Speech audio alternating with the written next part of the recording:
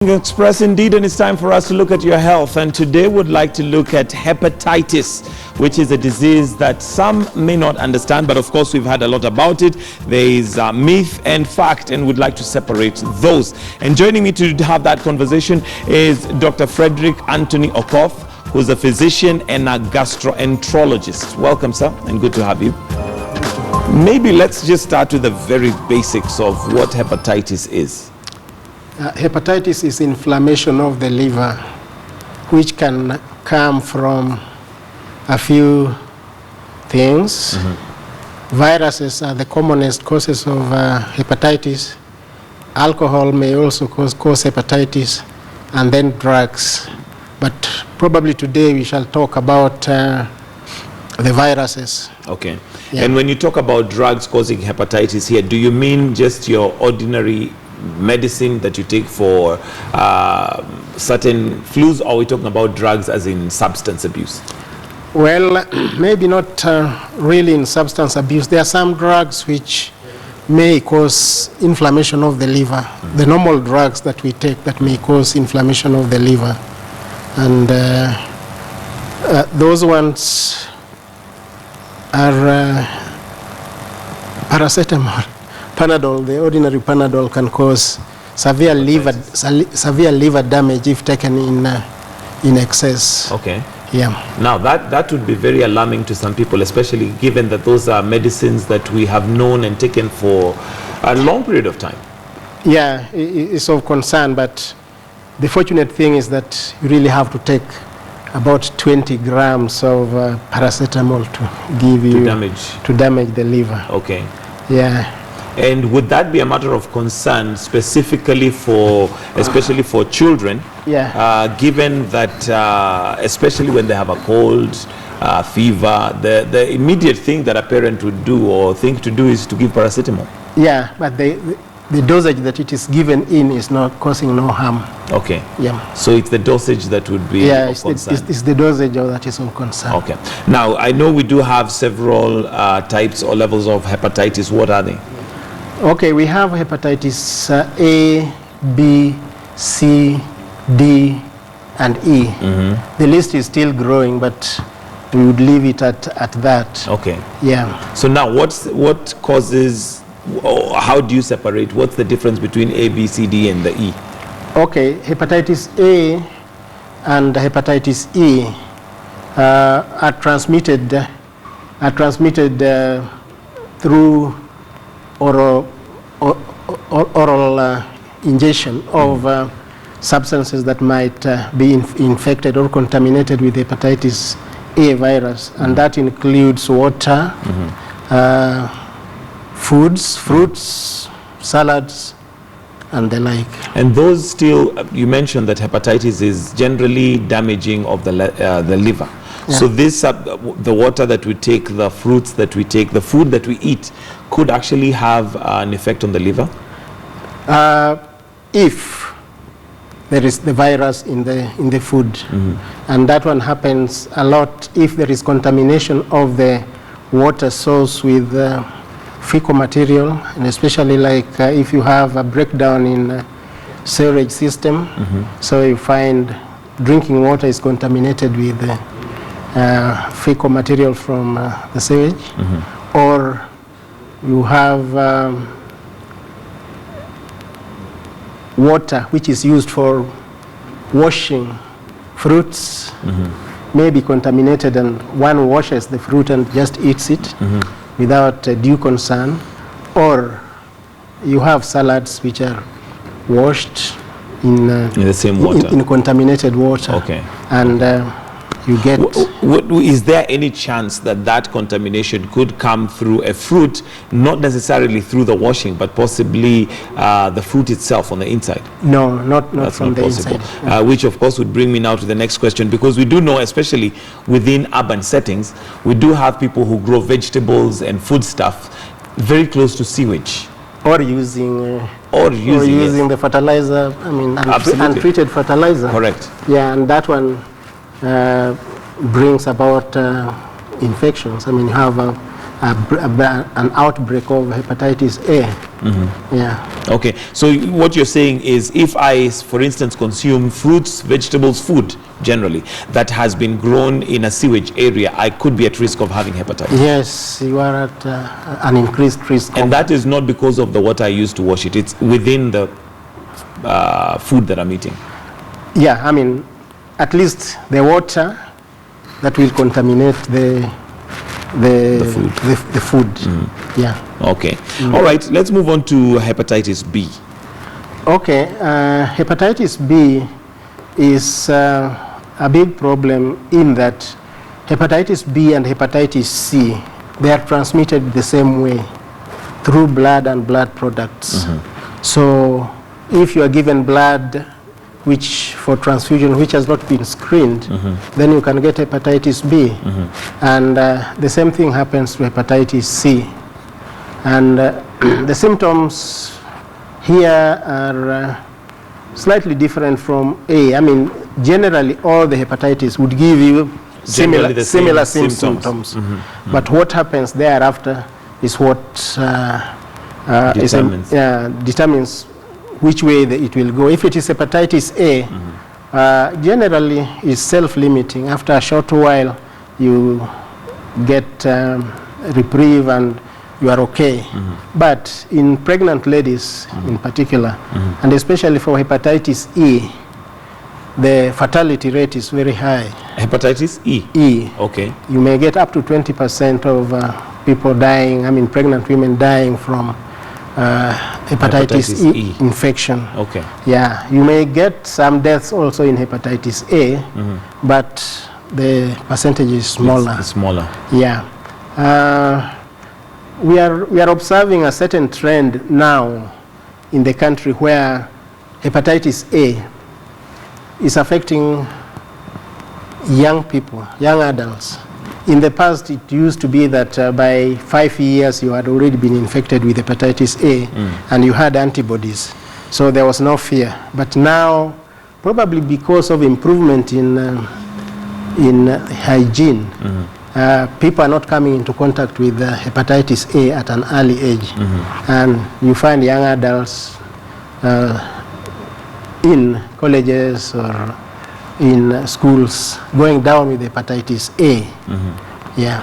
And this is the trend which is in the developed world, where they were not exposed at an early age and there were outbreaks of hepatitis A in adults, young adults and adults. Okay, let's now look at C and E, D and E rather, of hepatitis and possibly how you'd contract the disease. Hepatitis D, this one is a defective hepatitis. It doesn't have enough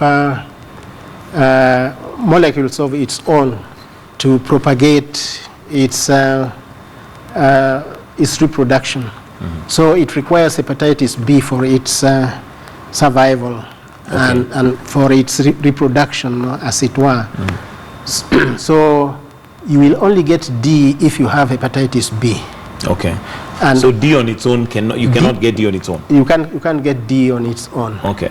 Yeah, and when you get hepatitis D on top of hepatitis B, what happens is that the hepatitis becomes severe. Becomes more severe than if you had only hepatitis B. And that is what would tell you, I mean, if somebody has been having hepatitis B and then you find that they are getting worse, then you think chances of hepatitis. Chances are they could be developing hepatitis D. Yeah. What causes D? Is it the water, food, or is it blood? No, it is just like hepatitis B. Since for you to get infected with hepatitis D, you have to have B. So sometimes you may get infected with B and D at the same time, but at times you get hepatitis B and then later D comes on board. Okay. Yeah. Okay, so it would be a result of blood. Finally, we have E. Yeah, hepatitis E, as I mentioned earlier, that it behaves like hepatitis A, is transmitted orofically. You have to ingest or drink water which is contaminated. And hepatitis E is not very common in our setup. It has been found in refugee centers in Kenya, especially the Liboi area. And you have it in places like South Sudan. You have hepatitis E. Yeah, but within the larger area of Kenya, we don't have hepatitis E. However, if you find that somebody has hepatitis from the symptoms and you have screened them for hepatitis A, you have screened them for B, you have screened them for C, and you still can't find the cause, then you have to think of E. Okay. Yeah. All right. Now, before we go to the symptoms of some of the diseases, and you say generally that we have A to E, but it's still developing. Why is it still developing? Okay, I mean, there are some viruses which are being discovered as time goes. In the past, it just used to be hepatitis A and B. Right. And it was observed that despite screening for A, you screen for B, then there was still another hepatitis which was not described. And it used to be called non-A, non-B. But in 1989, they discovered that this non-A and non-B, one was behaving like A, where you had to ingest or drink, and one was behaving like B. And then it was discovered that the one which was being transmitted by blood or whatever was hepatitis C. And the other one which was transmitted orofically was hepatitis E. And so the list grew from there: A, B, C, and E. Okay. And the symptomatology is more or less the same. The same. Yeah. All right, let's go back to hepatitis A, because this I know would be a matter of concern for many of us, given that it is food. Food is something that we need every day. It is something that we eat, and we normally imagine that food possibly the worst case scenario would be food poisoning, where you have diarrhea, and hopefully after taking one or two things, or even just giving it a few days, it'll clear. But we also have a culture currently, given the kind of lifestyles that we live. Food is something that we buy on the streets, we buy in kiosks. Nowadays on the streets we have people selling water, you have others selling crisps, jugu. Is that an area or a place that we should be concerned? Yeah, I think we should be concerned, because that is a recipe for problems. If it is contaminated water, you take the water, and if you have not been exposed to hepatitis A, you will get hepatitis A from there. From there. Yeah.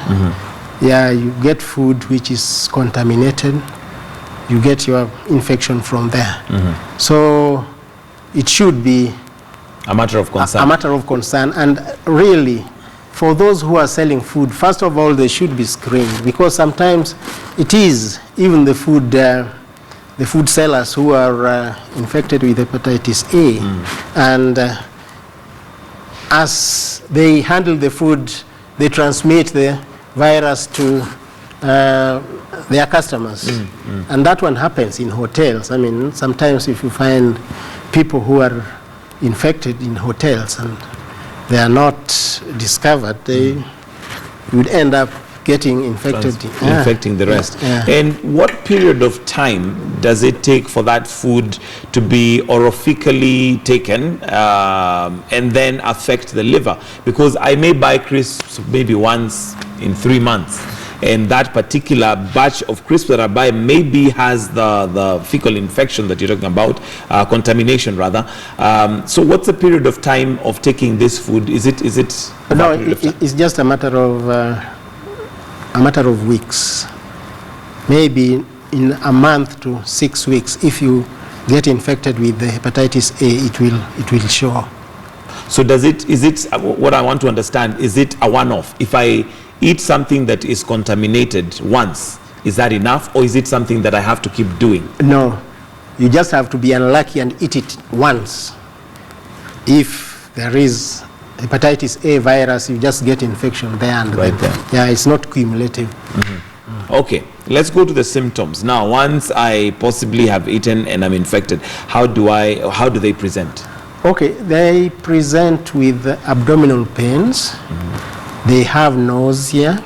They go off their food. There may be vomiting.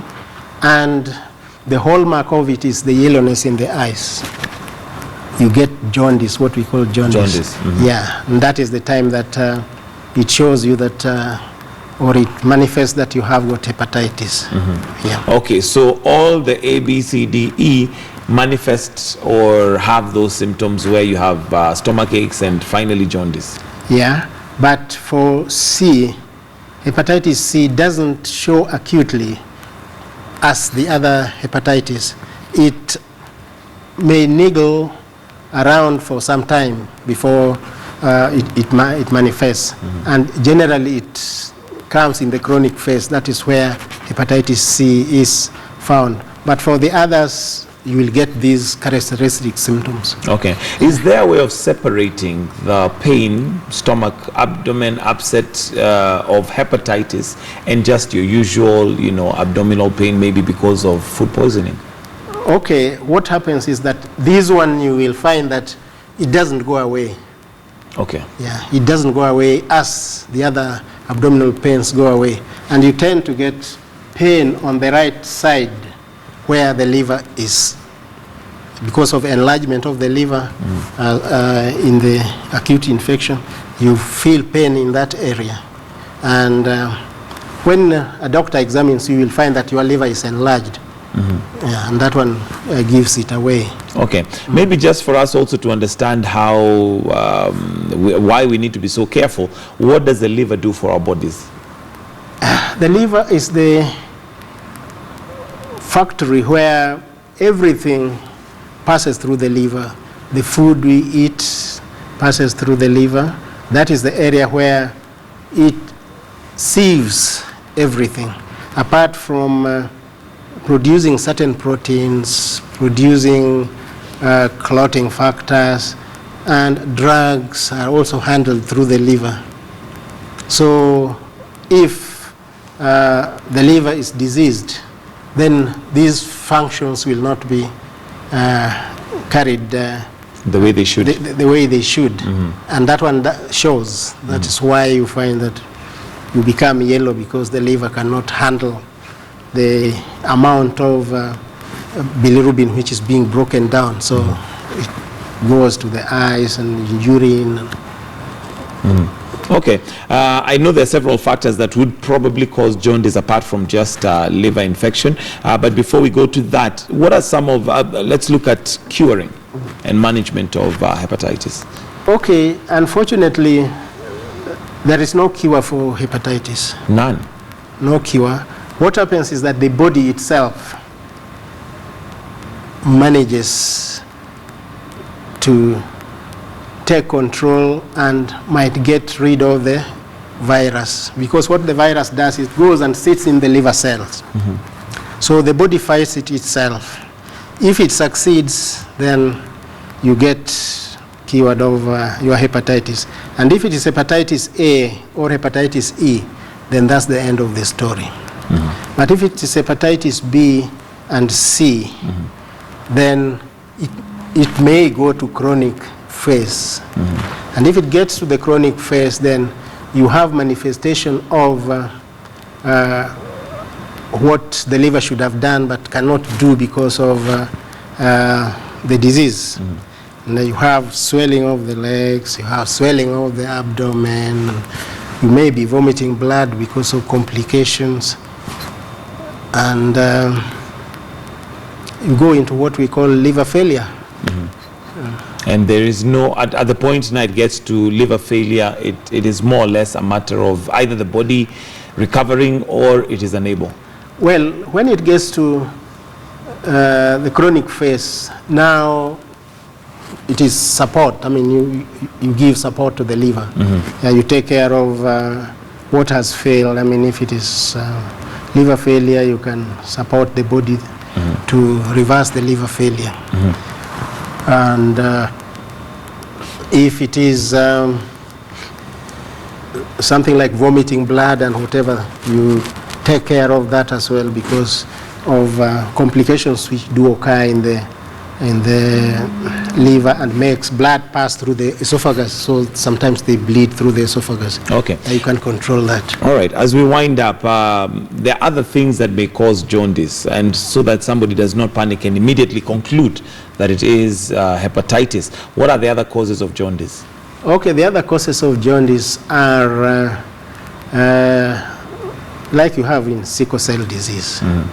That one is very common in certain parts of the country where people have that. And you may have drug poisoning, I mean, like mushrooms and whatever. You may get drug poisoning which affect the liver. Yeah. Probably I just mentioned when it comes to the treatment, what we can do is that you can control, you can prevent infection of the liver. In hepatitis B, where there is a vaccine, and hepatitis A, where there is a vaccine, people can be vaccinated with this hepatitis B vaccine and hepatitis A vaccines, and that will prevent you from getting the hepatitis. Yeah, okay, we have that thing on the screen, which apparently is used for checking water. I don't know if you know what it is and whether that's something that maybe one would be concerned about.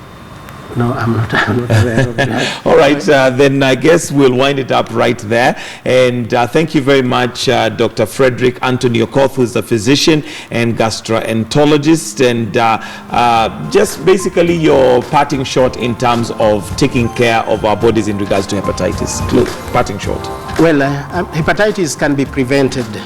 So if you have not been vaccinated and you have not gotten hepatitis B vaccinated, you can be vaccinated against hepatitis A and you can be vaccinated against hepatitis B. Okay. Yeah. All right. Thank you very much, Dr. Fredrick. Thanks. And that's where we're going to wind up our show this morning on Morning Express. Thank you for keeping us company. And just to look at, well, there's been communication coming through, but I know we're out of time, so we'll have to wind it up right there. Thank you so much for keeping us company. For those of us on KTN News, we've got News Track coming up at exactly 9 o'clock.